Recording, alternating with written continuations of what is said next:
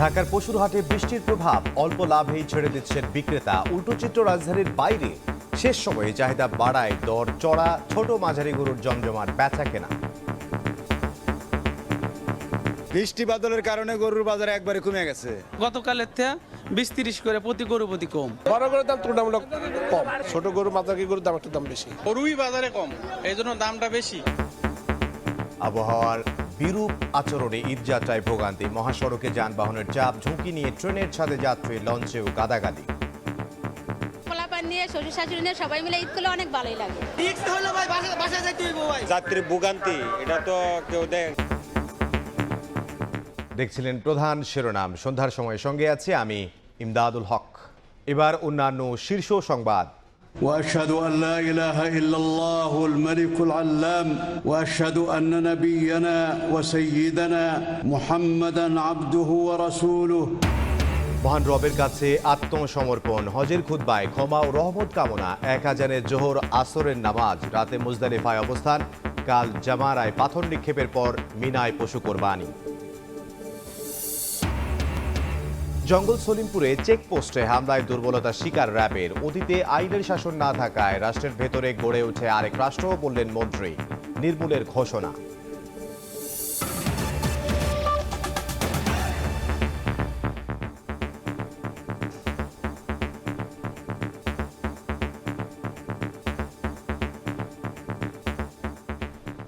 শুরুতেই কোরবানির পশুর হাটের খবর জানবো। বৃষ্টির প্রভাবে ঢাকার হাটে কিছুটা পড়তির দিকে কোরবানির পশুর দাম, অল্প লাভেই ছেড়ে দিচ্ছেন বিক্রেতারা। বিস্তারিত জানবো, রাজধানীর 300 ফিট থেকে যুক্ত হচ্ছেন সহকর্মী নাইম হাসান। নাইম, দিনভর বৃষ্টির প্রভাব পড়েছে রাজধানীর কোরবানির গরুর হাটগুলোতে। এখনো পর্যন্ত ঈদের মাত্র একদিন সময় বাকি থাকলেও কিন্তু আমরা দেখেছি যে রাজধানীর এই যে 300 ফিট সহ গাবতলী আশেপাশের যে কোরবানির গরুর হাটগুলো রয়েছে, এই গরুর হাটের অধিকাংশ গরুই কিন্তু এখনো অবিকৃত রয়ে গেছে। আমরা আজকে দুপুর থেকে এই রাজধানীর পূর্বাচলের 300 ফিট গরুর হাটে অবস্থান করছিলাম। এখানে কিন্তু দেখছি যে এখনো পর্যন্ত মাঝারি ও বড় আকৃতির যে গরুগুলো রয়েছে, এই গরুগুলোর কিন্তু ক্রেতা সমাগম একদমই নেই বললেই চলে। এর কারণে কিন্তু ব্যাপারীরাও কিন্তু লোকসান গুনছেন বলেন দাবি করেছেন। তারা বলছেন যে প্রত্যেকটি গরু প্রতি তারা 15 থেকে 20 হাজার টাকা লোকসান গুনতে হচ্ছে। যেই গরুগুলো গতকালকে তারা 1.5 লাখ বা 2 লাখ টাকায় বিক্রি করছেন, আজকে এই গরুগুলো এখনো পর্যন্ত 1,10,000 বা 1,20,000 টাকার বেশি তারা বিক্রি করতে পারছেন না। এর অন্যতম কারণ এই যে বৃষ্টি হয়েছে আজকে দিনভর, সেই বৃষ্টির কারণে কিন্তু যে কুরবানির হাটগুলোতে এক ধরনের জলাবদ্ধতা তৈরি হয়েছে, কাদা জমেছে, যে কারণে কিন্তু এই গরুগুলোর দাম কমে যাচ্ছে বলেই ব্যাপারীরা মন্তব্য করেছেন। অন্যদিকে ক্রেতারাও কিন্তু সন্তুষ্ট প্রকাশ করেছেন। তারা বলছেন যে তারা কিন্তু সামর্থ্যের মধ্যেই আজকে দুপুরের পর থেকে কোরবানির গরুর হাটে এসে গরু কিনতে পারছেন। তো এই ছিল আমার কাছে রাজধানীর পূর্বাচলের 300 ফিট থেকে কোরবানির গরুর হাটের সর্বশেষ তথ্য। কোরবানির পশুর হাটের খবর আমাদেরকে জানাচ্ছিলেন রাজধানীর 300 ফিট থেকে সহকর্মী নাইম হাসান। এদিকে ঢাকার থেকে উল্টো চিত্র ঢাকার বাইরে। শেষ মুহূর্তে পশুর চাহিদা বাড়ায়, দাম ঊর্ধ্বমুখী। কোথাও আবার বৈরী আবহাওয়ায় ছন্দপতন হয় বেচা কেনায়।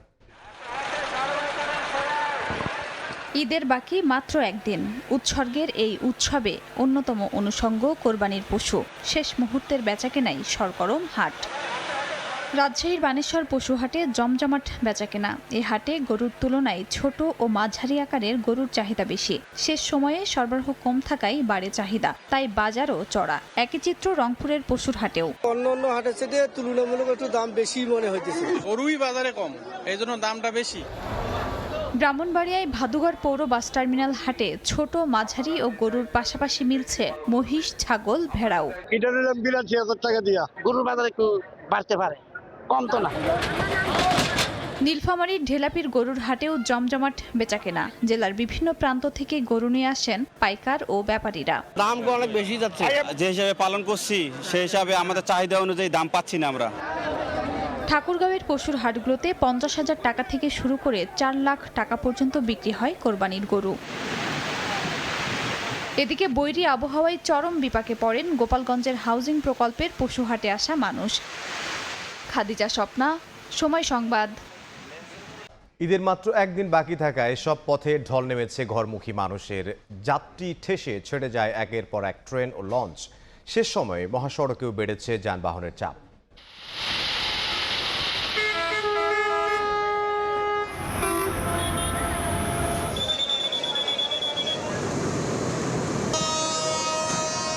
স্বজনদের সঙ্গে করতে হবে ঈদ উদযাপন।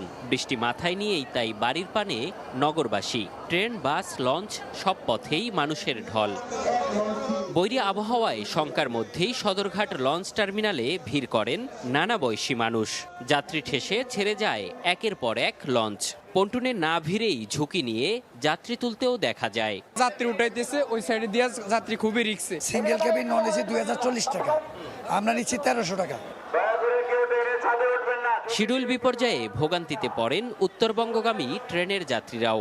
প্রতিটি ট্রেনই স্টেশন থেকে যাত্রা করে 1 থেকে 2 ঘন্টা দেরিতে। ঝুঁকি নিয়ে ট্রেনের ছাদেও রওনা হন অনেকে। বৃষ্টির লাগিয়া বা অটো আইতে চায় না, আমরা অনেক পথ হাঁটতে আইছি। তারপরে তো না রিটার্নে যেতে হবে। এর আগে সকালে দফায় দফায় বৃষ্টি ও ঝোড়ো বাতাসে চরম ভোগান্তিতে পড়েন সড়ক পথের যাত্রীরা। থেমে থেমে ধীর গতিতে চলে গাড়ি।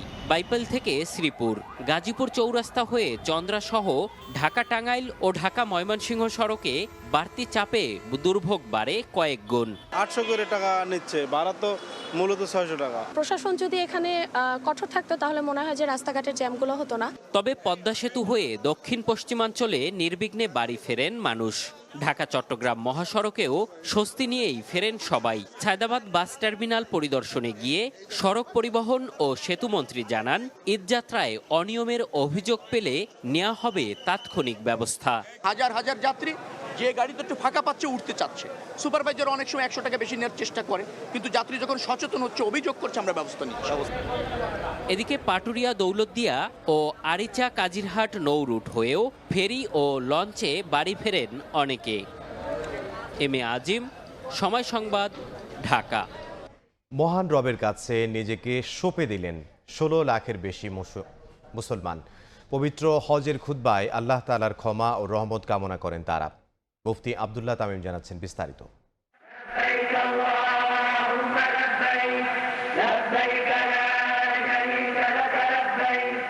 আজ লাখো হাজি সমবেত ঐতিহাসিক আরাফাতের ময়দানে। সেখানে হাজিদের উদ্দেশ্যে মসজিদে নামিরা থেকে হজের খুতবা দিয়েছেন শায়েখ ডক্টর আলী বিন আব্দুর রহমান আল হুজাইফি।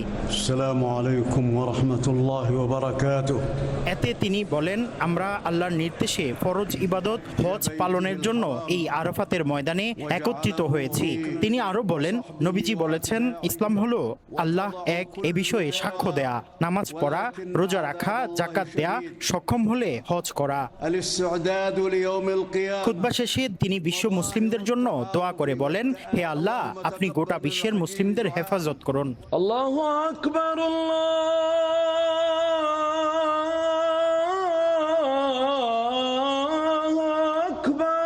পরে মসজিদে নামিরায় এক আজানে জোহর ও আসর নামাজ আদায় করেন হাজিরা। সূর্যাস্তের পর মুজদালিফার উদ্দেশ্যে রওনা হবেন।